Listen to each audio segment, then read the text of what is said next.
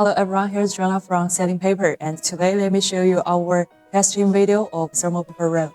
And then let me show you our regular package of thermal paper rolls. The first one is cover paper pack, and 2 stickers on the bottom and on the top. Cover paper pack, and then it's cookie pack. We can do your customized logo on the cookie pack package. And then it's gold foil packing and silver foil packing. 2 stickers on the bottom and on the top. And finally, that's our shrink wrap. That's most popular package for different countries. And then let me open the box and show you the inside package. Let me show you the shrink. It's 100% sealed, and the shrink is very strong. And check the tightness. That's great. And let me show you the red line at the end of the roll. All rolls with the standard red line. And let me take one roll. The tightness is very tight.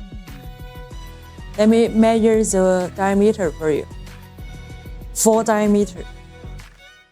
And then let me test the printing image for you. Use the lighter to burn the surface. Yeah, you can check the coating is very good and the dark is very clear. That roll and the last printed by the printer. The printing is very dark and clear. That's all for our testing today. Choose selling, choose professional.